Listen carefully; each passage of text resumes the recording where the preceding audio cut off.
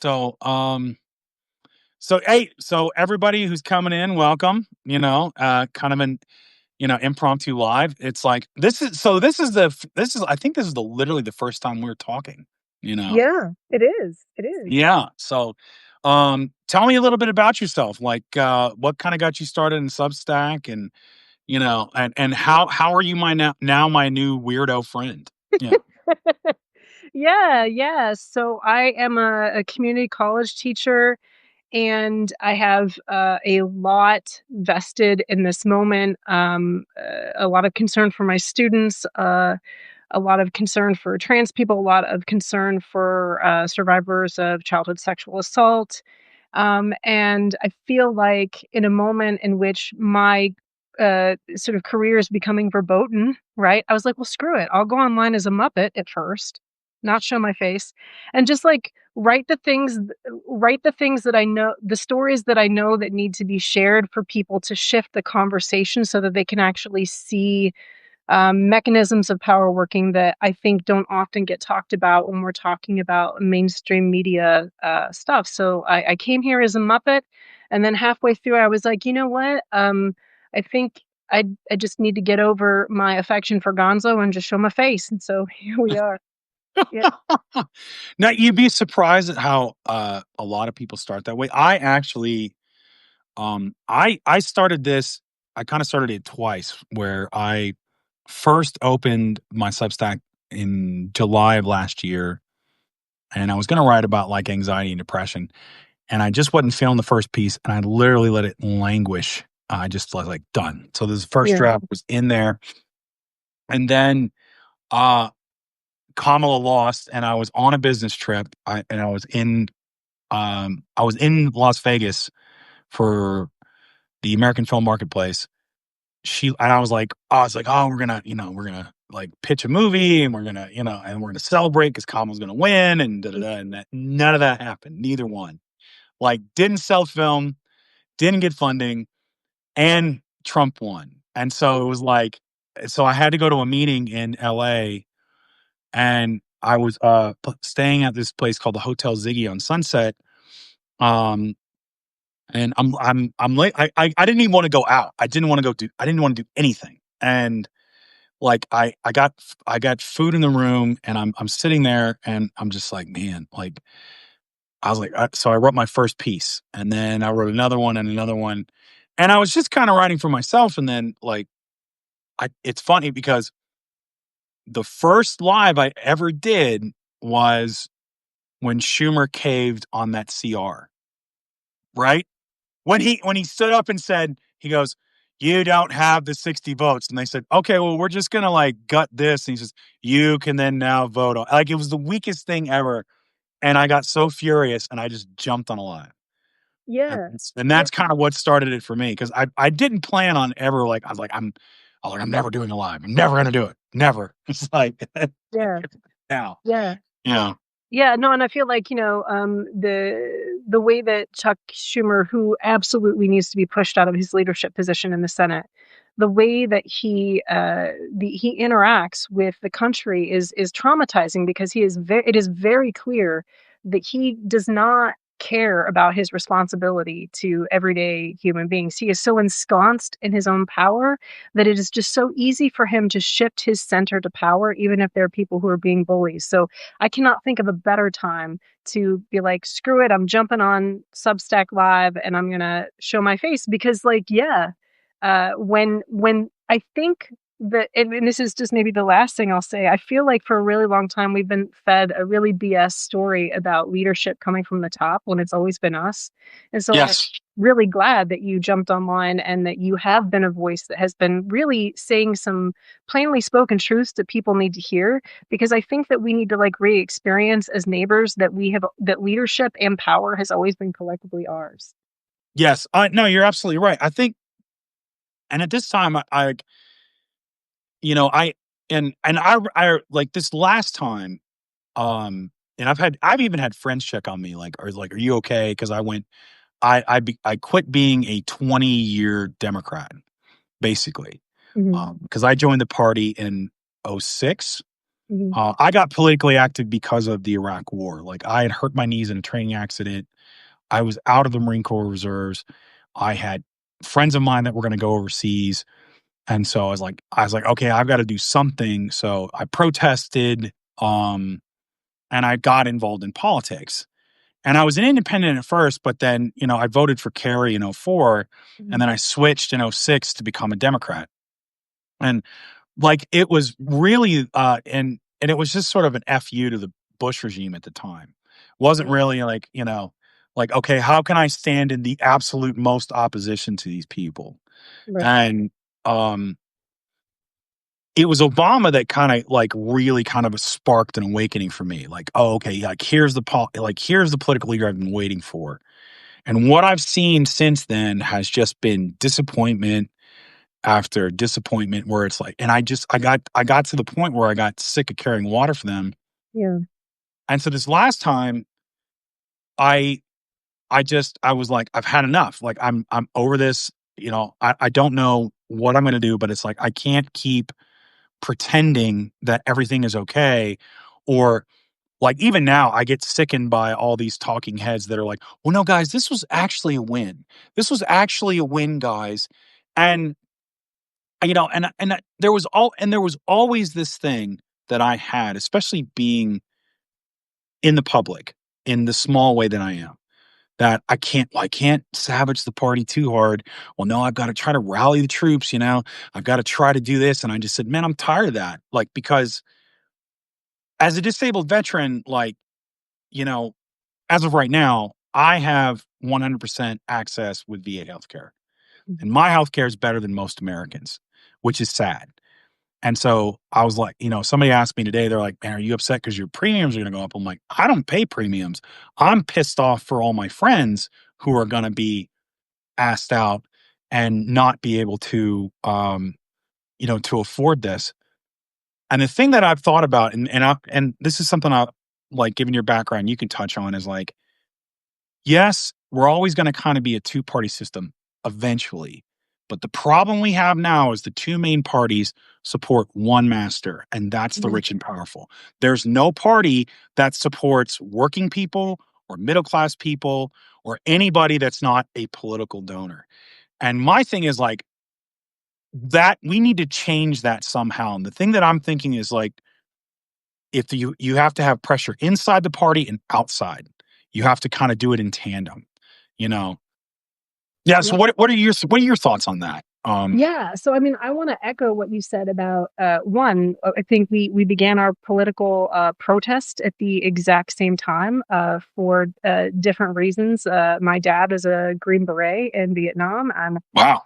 I was like, when George Bush did what he did, I was like, no, this is not how you do it, right? So, for me, a moment that really changed my life was being in a peaceful protest, like just we're walking in Cleveland, Ohio, and seeing snipers on the buildings, right, at a protest. And I was like, damn, like that is a real way to respond to people's First Amendment rights, you know? Yeah. And so, but, and then, with Obama, I was a campus, ever since then, since Obama, I have been a canvassing captain for the Democratic Party, even though I identify as an independent. And I believe that the Democratic Party has always breadcrumbed the American people, Yep. because they know that they're stuck between a rock and a hard place. But I have trained thousands, I mean, literally thousands of volunteers. There are probably people who might like see my face, especially from like Biden's election to run for president. And I must have trained, I mean, literally thousands of people across the country who were text banking in Ohio, who were trying to turn Ohio blue to get Trump out because he was such a disaster the first time. Mhm. And um, it was very clear that he didn't give a shit about whether we lived or died the first time, right? Yeah. Millions of people died in the United States, and I think the United States has this sense that like a whole bunch of people died everywhere. But I talked to my friends in Canada, and they're like, no, like millions of people didn't die here in the same way that Mhm. they did in the United States. It was this gross negligence in the United States in particular that was led by Trump, really trying to cover this thing up because he's such a wanton narcissist that he cannot experience a problem and not like evade it. Like he's just not a leader at all. But neither are Democrats, right? And I think Right. you're about the way that they're both billionaire owned parties. I mean, I'm at the point where I understand why you want to be a why you want to like I wrote to the DNC and I said I'm breaking up with you. No more, none of my labor, none of my money. Like I'm not doing it. Whether I go through the party affiliation thing, like if I do change it, I'll change it back to vote to make sure who gets in the in the Right. primaries. But I'm actually of the mind right now. I recorded this video with this little metaphor called the tomato, the hornworm, and the wasp. It's basically about like how when tomato plants get attacked by hornworms, they send off this hormonal signal, and then wasps come and they like sting that worm and then lay their eggs inside that worm and it eats it alive from the inside. I think that's what we should be doing with the Republican and Democratic. Like 100%. yeah, like run the same Bernie Sanders platform across like every district, both in Republican and Democrat and independent, libertarian, every single one. Like we should be colluding with each other and being Mhm. like, yeah, we're just all going to run under the same message and just revolt because what we are seeing is that in the upper echelons of government, the reason why, and I'm sure you've heard me say this because I bitch about it all the time, but like, the reason why Donald Trump and all these people want us focused on rigged elections is so we're not looking at the rigged politicians. Yeah, I think so. Yeah, I mean, you know what? Yeah, I would agree with that because the the thing is when you present people with this is the only two choices you have, right? Mhm. And here's the hard part is I look at my example right now, why it's possible, is Mamdani's election, and that's Mhm. why that election freaked the elites out, Yeah. freaked them the hell out. Worse than Bernie Sanders ever could because here's a guy they had what the largest turnout I think in 20 years in New York. And Chuck Schumer's probably terrified now because it's like, oh dear God, if there's that turnout in a primary election, if AOC is running to take my seat, Right. then I'm screwed. Yeah. Like because the rest of New York State probably can't make those numbers up because he's less popular than Donald Trump. And Donald Trump is True. Yeah. yeah, he's at his lowest point right now. And it's going to go even lower with everything that's been released, and that's the thing is like that's what really bothers me is here's the Democratic Party. Mamdani won that primary. That should have been it. And you guys, all right, he is what he is. Let's rally around the guy. Let's push it out. No, they go and get a sex pest like Andrew Cuomo, a Mhm. disgraced former governor who hid nursing home COVID deaths, Mhm. right? He's just like Trump. And then after you've had a mayor who was found corrupt, right? You should be thanking the fact that there's somebody like Mamdani Right. that is bringing out that vote. You should be like, oh, hallelujah. Like we can move on from Eric Adams. We can move on from Cuomo. No, they run Cuomo and then Michael Bloomberg backs him. And then Chuck Schumer and Hakeem Jeffries, all of them are like, oh, well, they're just, I can't support him until it doesn't really matter at that point. Then they're like, well, they throw in this soft, like, oh, yeah, okay. And then Trump's backing him and Elon Musk is backing Andrew Cuomo. And to me, I'm like, and you guys are okay with this. And so at a certain point, you have to say, it's, because we say this all the time. Oh, Democrats are bad at messaging. Oh, they're bad at this. Oh, they're bad at politics. And now I'm like, are they? Or is it just, is it a bug or is it a feature? I think it's a feature. I really do Yeah. think it's a feature. And I say this too as somebody who, I don't know, right before Obama ran the second time, John Boehner was Speaker of the House, and there was nobody running in Ohio 8. I believe that was his district. But I was there as a little baby graduate student with a big mouth, and I was so pissed off that he was running unopposed that I ran against him as a write-in candidate. This is back in the day. But like what I learned I got more votes than Big Bird. I know that, which feels like an accomplishment for Nice. That's an accomplishment. Big Bird's pretty popular. you know? Yeah, exactly. Gonzo against Big Bird. But like, yeah. But what I learned is that Democrats are very lazy when it comes to even running people against. They just won't offer any money. They won't offer any money. And also, and I say this too, that like, I know this as somebody who does GOTV ground game, that like, you don't actually need that much money. You really No, don't. Like, you you just don't. you need the voter record so that you can do door-to-door canvassing and all this stuff. But the Democratic Party actually often sabotages these red districts where they're like, oh, it's just a waste of time. And the thing is that Democrats don't lack creativity or messaging. What they lack is integrity. And I think that is the answer right there. I so when I was I organized in East Tennessee and Tennessee First District, and a lot of what Democratic footprint there was for the election was just phone banking into Western North Carolina, right? So they're trying to get whatever little votes they can get in Western North Carolina. This is before they gerrymandered the hell out of that state. And you could, like, when Obama picked it up in '08, I don't think he won it in 2012. Oh, we didn't. Oh, okay. Yeah, I think he won it in '08, but he didn't win it in 20. It was one of the ones he didn't pick up. Like, cuz he didn't win Indiana again, and he didn't win North Carolina. He still won Florida, still won Ohio, and then that's all she wrote.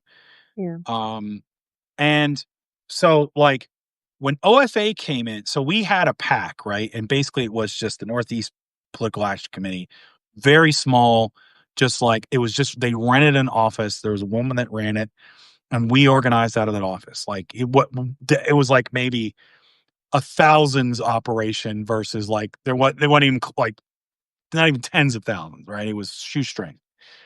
OFA came like so when the Clinton team, this was during like the woman who was running it told me about this during the '08 primary. And when Clinton came in, one person came. They sent one person for because that was during the contested thing where they were trying, because Tennessee was part of Super Tuesday. So they were trying to pick up all the delegates they could. And one person came. They didn't have anything set up. They didn't know what to do.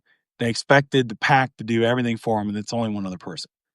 OFA came in, and they had like 10 young, highly enthusiastic volunteers. And they said, "What do you need?" They said, "We just need a space to set up phone banking. That's it." Yep. And they were off. And Obama won Tennessee. And I'll never forget that because that's what I've seen from the party establishment.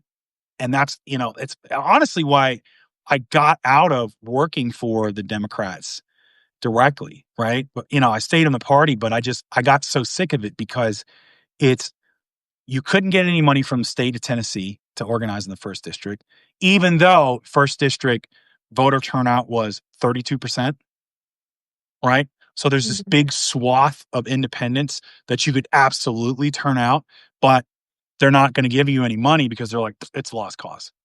Right. They're not even Right, trying. right. So Phil Rowe and everybody runs unopposed, and only 32% turn out because why? Well, there's just a Republican to vote for, and it's like, okay, well, I don't really, I can't stand Republicans, so I'm just not even gonna bother. I won't even vote, you know, and that's how you kill democracy, because they would never there was no money for a candidate, period, or there was no resources to even put together, right? And like, so yeah, I know exactly what you're talking about is because it is just all this money goes to consultants. And we're actually seeing that now in Colorado 4th District. There's a woman that's running for the primary seat. She's an admiral, and I see her stuff on you know um, on, on Facebook, right? But she's not from the district. She doesn't even live in the district, right? And so all this money's coming in to try to get her to run. But Trisha Calvary's, she lives in the district.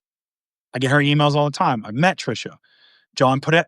John, you know, uh, John Posta, like he's running right on the Democratic ticket. He's more of an independent. He lives in the district, and they're out and they're organizing. They're doing what they can. This woman, never seen her. you know, and it's just like, she's the one that's going to come in and run against Boebert, who's also a carpetbagger, who's also not from our district. Right. You Right. know?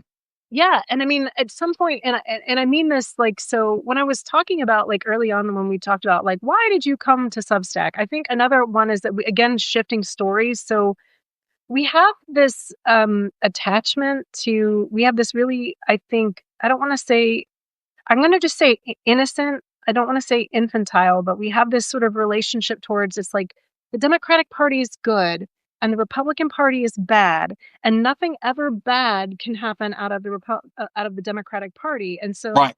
when your guy is in, people feel like, oh well, you can't critique anything that is Right. happening, and there have been billions of dollars that have been spent, I think, to get people to believe in these sort of like red team, blue team, so they don't see that behind the entire mask is everyone getting fleeced, you know? Yeah. And that's really, really tough. But I guess what I'm trying to say is that, like, you see that with how little effort that the Democratic Party puts into place. And I think it's because, again, politicians are bought at the upper levels regardless on both sides. These billionaires are playing both sides of the team to make sure that they get what they want out. And what they want is for us to not be represented in our governments. But I also want to loop back to this thing that you said about how it just took 10 people saying like what they needed to say about like phone banking. We just need a place to phone bank and we're Yeah. off. And I think that that's the thing that if I could impress upon everybody is like we're learning over and over again in this moment that money doesn't matter. Money doesn't win elections. Energy does, and people power does. And I Hmm. feel like that is something that I just want to say to everybody listening is that, like, if you want a person in your district to win, the best thing you can do, even more than money, is to give them boots on the ground, give Yeah. them doors knocking, and also to like create social spaces where you're actually talking about and creating a culture of celebration around having someone who is like representing you, making that be a part of the conversation, because that changes the culture, right? And it also increases some sort of sense of energy. But I also just want to say too that, like, if you are a person who is like a performer, or if you are a person of no small notoriety in a district that you either grew up in or that you lived in that state, your fancy ass better be flying out to that district to help Yeah. that Democrat. I am so done with this. Like, I want every last person who is, like actors, actresses, performers, musicians, to be flying into these places and to be repping for their hometowns and repping for their states Yeah. and using their substantial privilege to make that dial move, to create that kind of energy, because we need not just boots on the ground right now, but we need the morale of artists and performers who can help give the wind at our backs at a moment that is a really troubling time. Yeah. Yeah. No, and I mean the thing is, like, I think somebody was, I've seen this, and somebody in the chat said we shouldn't criticize Democrats and da da da da. Here's the thing about that is you're not going to get the change you want in the party without saying, what's the problem? And that's it. You know, like, if the party's too delicate to suffer from criticism, it's not a strong party. And over again, we've seen Democrats not stand strong. Yes. And Yeah. and here's the thing is, like, everybody can sell you, and like, I went after Tim Miller on the Bulwark recently because every once in a while he'll do a video where it's just like so tone deaf and so just disgusting, where it's like, yeah, but Trump's going to own this, and it's going to be, the Democrats are going to get this, and they do the horse race crap, and it's like, yeah, Tim, because people are going to die. Yeah. This But he was the doesn't. time we needed you to stand strong, because there were real consequences on the line for you not doing it. Right. Like, we needed you to stand strong because people's lives are literally on the line. Right. And Yeah. so this is not a time for a horse race. This is not a time for, oh, well, this person had a great ad and the optics did this and it moved among this group. It's like, no, no, no, no, no, no, no. People are going to die. This is very serious business. And it's like, I get it, Angus King. Freaking, well, Donald Trump's hard to negotiate with. Yeah, he's a malignant narcissist. He's a fascist. Well, he's not really a fascist because he doesn't know what that means. But, the people around him are fascists. Mm. They absolutely are, right? So we're standing up. This was the time we needed you to stand strong, and you didn't. And I don't care if it works out down the road. That just means you're lucky, but there are going to be people that don't make it to 2026 because of this. Right. You're absolutely right. And I think that it speaks to the rot of the consultant class, frankly, that we see people now not as human beings, but as data points. And Yeah. so you, I think, I don't know Tim. I don't know what's on his mind. I think sometimes people can be so removed from numbers, like 40 million people, I believe, who are going to be affected by.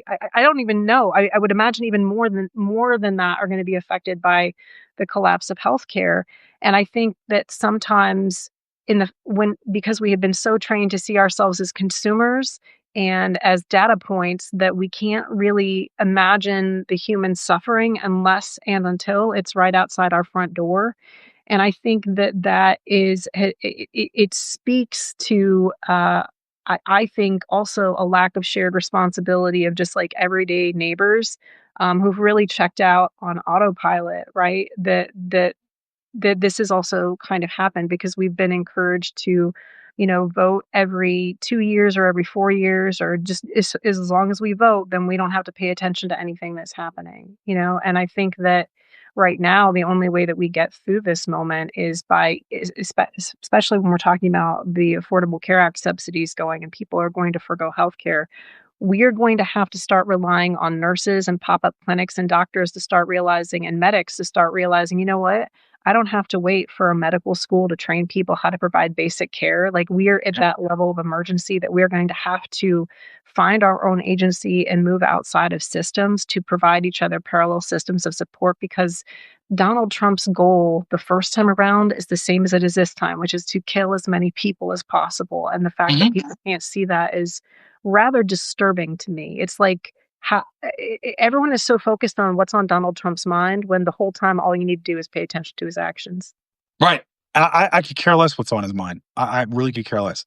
I care about what they do, Yeah. And it's like Chuck Schumer could be the nicest dude in the world, right?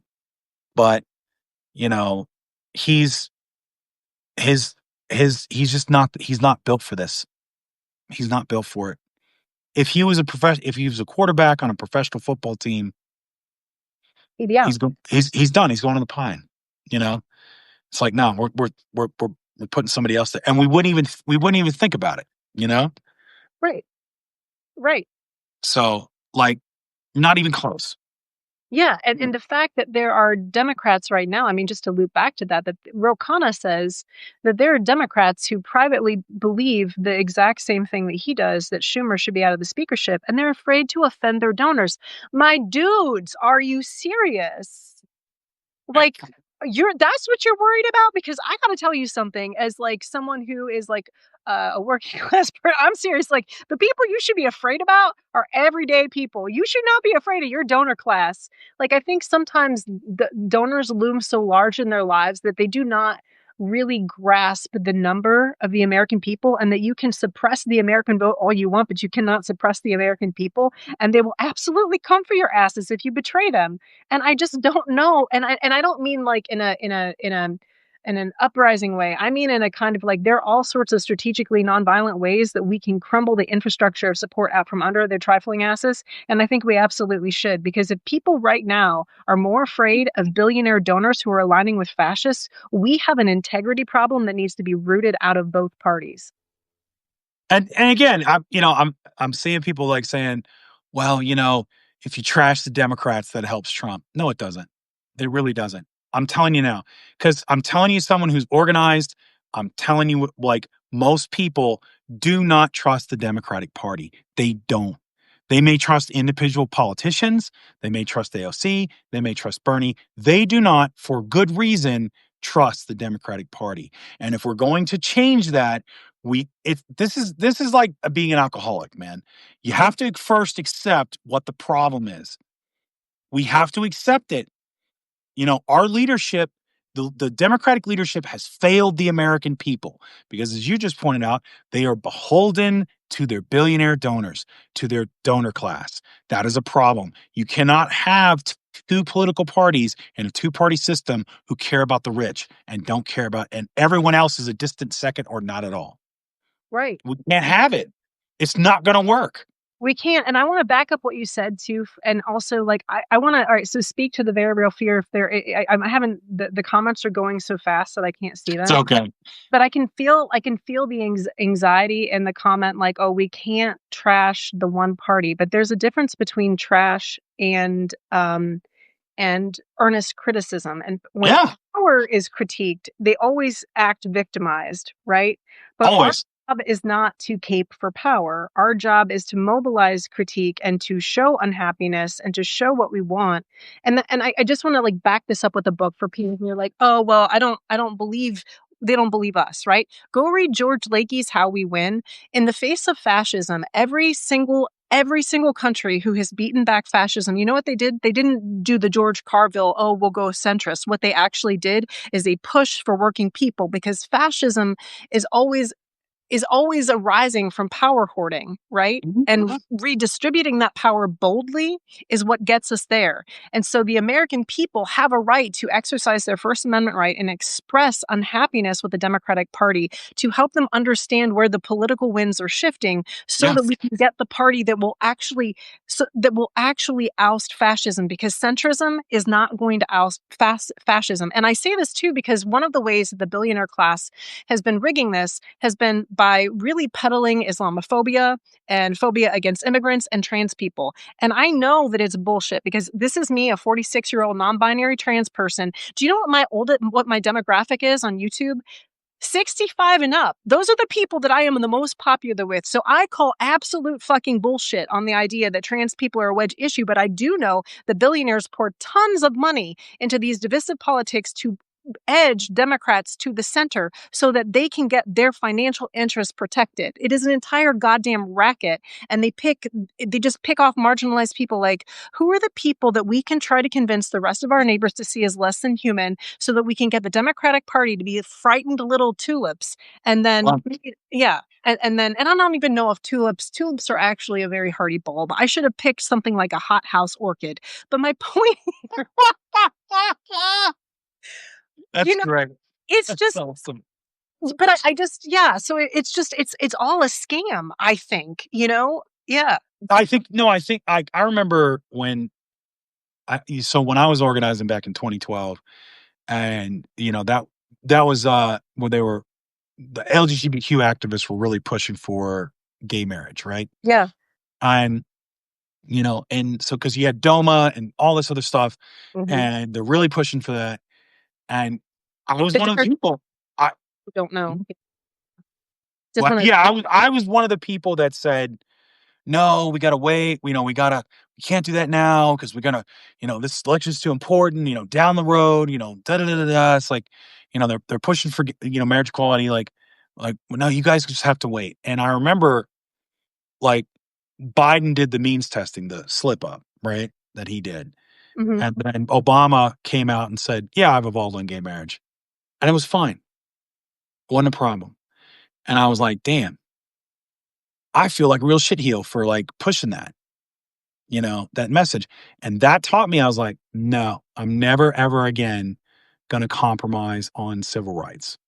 yeah, yeah. Don't And ever it, do that. Like, you never again. It's like, and so I've written pieces on, like, because again, we started seeing that crap from, Sam, what's his name? Like, right after the election and Kamala lost, they blamed it on trans people, right? oh my It's like, God. well, that really scared the normies, because it was just all about the woke and the trans stuff and blah blah blah. And so then you started like Gavin Newsom, before he became everybody's like Right. bell of the ball, when he had Charlie Kirk on and Steve Bannon, and he's like, well, I understand, uh like, people are not going to want the college trans in there, which is like absolutely ridiculous, right? On sports. And I put out stuff and I said, listen, here's where we need to be with Democratic Party. We support trans people, they're people, they get full rights. That's it. Right, right. That's And it. yeah, That's and where we need to be. yeah, and I want to use this moment because I feel like this is another. I want to go back to it's a trap in the sense that with trans people. So before the Me Too movement happened, trans people were just new neighbors you were getting to know stuff about, right? And Yeah. then some really courageous reporting came out around very wealthy individuals who were raping and sex trafficking and harassing people. Started in the arts industry. The stories started coming out about Me Too, and then right at that moment, all of a sudden, it almost feels like a lot of billionaires behind the scenes were like, you know what? We need a new bad guy that's really distracting, that we can tell people to be very afraid of, right? Be afraid of trans people. They're a danger to you. Right? Am I coming after people's reproductive rights? Am I coming after? Am I coming after? I mean, it's absolutely ridiculous. I mean, Right. but it doesn't matter because the entire thing was manufactured as a Darvo, right? Where it's like, don't look at us, even though it's very clear that you're about to like, I mean, right? Because it was Yeah. Harvey Weinstein and then Weinstein and then Epstein, right? Like these Yeah. two years, and it was just like this huge volcano that was about to go off, and they have been using trans people as a literal scapegoat to try to get them to not look at the people who are actually perpetrating harm against women and children. And as somebody who is like a gender studies person, as a trans advocate, as a trans elder, and also as a childhood sexual assault survivor, I am really fucking pissed at the fact that they are taking this group of people who are a marginalized social group and saying, yeah, let's stick it to them so that, and assuming that the American people are dumb enough to fall for it. And I don't think that the American people did. I think that Democrats did. Yeah. Well, it's because they look at this and it's like they have to have something to blame on it, right? And when the reality is, you know, people were suffering economically really bad, and for whatever reason they thought, well, we'll turn back to Trump, right? And it was stupid. The other thing too is like you've got 1/3 of all people that just basically didn't show up and are just disengaged. Right. And part of that is our partisan politics, right? Right. Because they feel like they have nowhere, like they don't want to be Republican, but they don't want to be Democrat. And so this is I'm telling this as someone who spent time in the who organized, for all the people like Hans who keeps just spamming over and over in the chat, like, well, you're helping Trump. You're helping Trump. No, man, no. You're helping Trump by not recognizing there is a problem because you don't have to convince us. We're engaged, dude. We're out here. Like you have to convince the people who are sitting on the sidelines that do not like the Democrats. And they're not suddenly going to go, wait, I saw it live with Frederic and this weirdo chick, you Yeah. know, and they said these things and yeah, suddenly I hate the Democrat. No, man, they Right. already don't like them.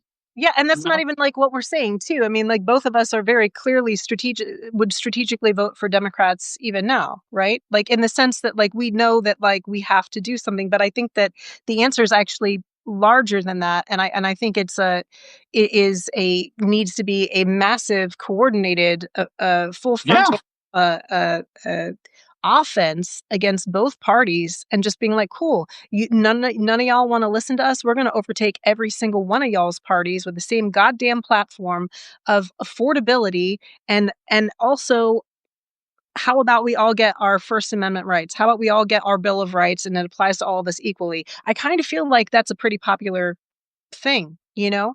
So I don't, yeah, I don't think that we are hurting the Democrats, but I'm sure that there are people who have gotten so used to being lectured by people that they're honestly afraid that if Democrats are critiqued, that somehow they'll fail. No, Democrats are failing all on their own right now. yeah, And the reason why they're failing is because they are impervious to feedback. yep. They don't, and you look at it poll after poll. There's issues that people across both spectrums want, right? Hmm. Affordable housing, gun control, all these things, right? Affordable healthcare, you name it. Why isn't it getting done? You know? Why is it not getting done? Right. And it's either because we're not pushing hard enough, or it's by design. Right. It's absolutely by design because the reason why it's by design is because when you create healthcare as something that people have to you have to have a job to do it, right? You create a docile workforce who is tired, who is traumatized, who will do anything for any kind of wage, for any kind of treatment, because I mean, I know because I've been there, like I Same. have to tell Oh, same. myself, yeah, like I Yeah. can't do this because I need health insurance. I can't, I mean, I have definitely stood up to people and then thought, well, shit, I protected trans students and I could lose my job over this, but like then I have to just tell myself, you know what? Some things are worth more than healthcare. Like I've got to do this, but it's terrifying. And the reason why we are the only country that does not have universal healthcare is because they want to keep our population easier to control. Mhm. Full stop, full offense. And that's a bipartisan thing that everybody could get around, is the fact that we have all the money in the world. And the other piece is people need to understand tax money. They're like, oh, we don't have enough money. First of all, the military has never passed a fucking audit, and that money is ours. Government is a co-op. We all pay in our working dollars for we want to take care of each other. And people who are telling you there isn't enough money for universal health care are pissing on you and telling you it's raining. Yeah. Yeah. 100%. And I'm telling you, it's the most freeing thing in the world because, I finally got my 100% from the VA that I've been fighting for years, right? And before that, I was a working man. I've been a teamster. I was operations manager. I have my master's in history, but it was like, oh, academia sucks. So I'm not gonna make It any does. money there.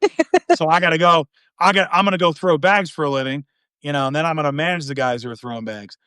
And I don't make a lot of money now, but I make more money now just on disability than I did as an operations manager working 60, 70 hours a week. And my health care is way better. And Yeah. I was making around $28 an hour. And I'm not making a lot of money. I live pretty lean, but the thing is my health care is way better. And now that I have that, where it's like I have health care, Biden, I took advantage of the program he had, so I canceled what's left of my student loan debt, and I have a house that I'm sitting in with my sister. Right, we went in on the pandemic before prices went skyrocketed, and I'm telling you, to your point about control, man, I have walked away from jobs in entertainment because I didn't need them. I'm just like, you know what? Mm-mm. I'll go back to eating ramen. I'm good, bro. I've got my healthcare. I've got all this stuff. I don't need it. And the powers that be are like, oh man, we can't threaten this dude. like, man, he'll tell us to go to hell. You know. Right. And so when people say, oh yeah, I'm stuck in these jobs because if I lose it, I get fired or I quit. There goes my healthcare.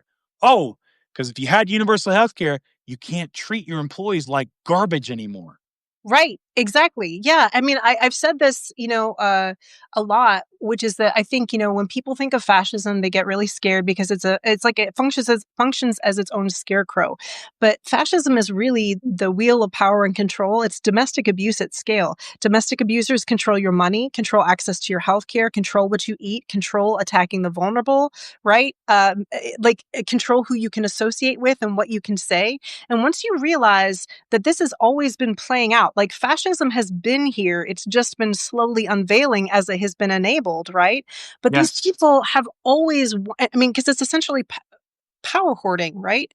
Yeah. So yeah, I mean, like there are fascist elites at the top of both parties who are absolutely orchestrating a situation in which the American people are never fairly represented, that our No. votes are always suppressed, and that our needs are never addressed. And that's a bipartisan effort. Yeah. And and the thing is, here's the thing you guys have to understand too is like it may not be they're meeting in the hall of the Legion of Doom, and they got the big map, and they're plotting it out each move and this and this. It's about priorities and where they place them. And if your Right. priority is always business and your donor class and corporations. Man, look at the recent Supreme Court ruling. Hell, look at them for the last 20 years, right? And you'll And see where the Citizens priorities United. line up. Right, exactly. Yeah, and people have mentioned that in the chat, Citizens United. You go all the way back to that. It's when you have that mentality, you don't need to have like this cabal of planning. And if I do A, B, and C, it's just a reflex. It's like you said something really brilliant. Is Oh that my God, thanks. I love that what you said. Fascism is domestic abuse at scale. Mm. Wow, like I've never been able to really like put it in the like so succinctly for terms, but that's it. That right there, I think that's better than any of the Nazi or the Mussolini stuff and that imagery, because that feels like something completely different, right? But all of us have suffered. Unless you've lived a very fortunate life, all of us have suffered some form of abuse and Right. controlling abuse. And Right. that's absolutely it. Is Yeah. it's about control and power hoarding. That's it. Yeah. And once you like, and there is this like you could literally Google the wheel of power control and like look at the graphic folks who are listening in, and you'll be like, oh my word, this is what's happening to us right now, right? And so like what is happening in the microcosm with the domestic abuse is obviously happening right now. I mean, and I think it's like really in our face because Donald Trump is clearly an abuser, right? A serial abuser. Yes. But it Yes. also gives us a sense of agency that we didn't feel like we had before. Because I don't know about you, but as a kid, I had to learn how to intervene in abusive situations when I shouldn't have had to. So what I'm trying to tell you is that when you shift the focus from fascism to domestic abuse at scale, you suddenly find your agency in all the ways that you can stand up and say no, and that you can protect people who are being targeted, right? Because it shifts your perspective, right? And helps you understand that no person with actual power would be trying to scare you in the first place. Mhm. Absolutely, 100%. Because most of these, I mean, there is something to the fact that at heart a bully is weak, right? Mm, Because the thing about fascism and domestic abuse is it relies on the perception of total power, and right, people don't have total power. The biggest bully, the most powerful, does not have total power. Like Stephen Miller with ICE, even like they're still hemmed in by logistics and geography. They don't have absolute control. They want to have the perception they do, right? And part of like, as like Hans is going over and over in the chat is they want you to be so fearful, like, oh my God, we have no choice but to just to never, ever, ever criticize the Democrats. We have to stay over here. We have to stay in a little box. Otherwise, Donald Trump wins. But that does that's but if that's effective and that worked, why isn't it working? Because maybe they don't want us to think like, oh, like they don't want us to look at Mamdani and go, wait a minute, we can have that. there's another option. We can take disaffected Republicans and independents and Democrats and go, no, we want universal health care. We want fair wages. We want affordable housing. And you know what? We're gonna make the billionaires and those people pay their fair share. And that we're not gonna have dark money in politics. We're not gonna have any of this stuff. Right. And we can do that by by doing exactly what we're doing now, right? By forming community relations, by advocating for this stuff online, by telling people, no, there's another way to do this. Right, Mm. absolutely. And I mean, going back to like that thing about wheel of power control, the other thing to know is abusers always triangulate. So even the stuff with like the anti-Muslim sentiment, the Mhm. anti-trans sentiment, the anti-immigrant sentiment, all of these things are, I apologize about my dog. I'm just gonna, this is Banjo, everyone. Banjo! He has big feel he has big feelings about Banjo! this moment. Um, yeah, so to the point, yeah, like we absolutely can organize better. And part of the reason why abusers triangulate is so that we don't get together, right? Right. It's part of the reason why they continue to I call it creating the banana peel every election cycle to make Democrats afraid to associate with a marginalized social group so that people realize that our neighbors are not these inherent strangers, that we can all work together to get what our needs met, right? And they're terrified of this idea. And I think that that's why they're really cracking down now at this moment, because I think that they have this sense that their bullshit o-meter, right, is not working anymore, you know? And I think Yeah, that they're trying, yeah, to clamp down on social media, but I think it's too fucking late, honestly. I I think really it is. do. I do too. I think it is. I think because what's happened is I mean, they're talking about their solution now is they're floating the idea of 15-year car notes and 50-year mortgages. And people are Mhm. like, you're out of your mind, you know? And whatever this system is, like you call it late stage capitalism, call it oligarchy, whatever you call it, it ain't working. Mm-mm. It's not working for the majority of people. And so, one of the things that what I was talking about when they got rid of Roe, as I said, the thing that's gonna awaken people with this is it is going to like when they start cracking down on abortion access, it's gonna cross into the suburbs. Mhm. Because before that, it real like if you were a woman of means or you had you or your family was of means and your daughter got pregnant, okay, you could get it privately done. You didn't have to go to the one state clinic that they had to keep open. You had options. But if they outlaw abortion effectively, right? And they criminalize women, for miscarriages and everything else, doesn't matter where you live. Right. You can't escape it.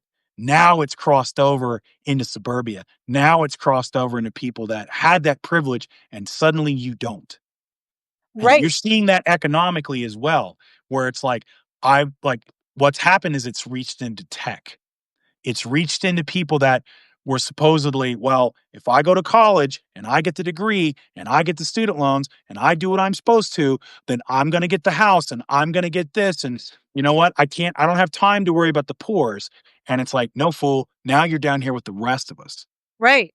Yeah, absolutely, absolutely. And I mean, I'm sure that and to it too. I mean, like the abortion thing is only ever going to apply to people who the regime is going to do whatever it wants, right? Like all of the, many mistresses and all of this will have, Right. yeah, I mean, Oh, it's they'll have doctors on standby. They'll figure that out. Yeah. right, absolutely. But I mean, and it's also just, I mean, again, if we go back to this idea of fascism as domestic abuse, it is absolutely creepy that we have politicians who care so much about what people want to do with their bodies that they are willing to stalk people. Peter Thiel right now is developing tech to track people's bleeding, monthly bleeding. Are you fucking kidding me? How creepy is this? Go to therapy, Pete. Come on. Yeah, seriously. I mean, like, this man is literally living out a midlife crisis and being like, I'll just do a fascism instead of going to therapy. Like, it is really pissing me off. I've got I was like, man, that Elon Musk and Peter Thiel are like proof positive because all of us have said, man, if I had this much money, I wouldn't worry about this. It, there is something to, we have to take money from these billionaires because it develops into mental illnesses. Because, Mhm. like, because suddenly, like, look at what happened to J.K. Rowling. Hello? Like, my God, like, lady, you you made it. You won capitalism. Why do you care about what trans people are doing?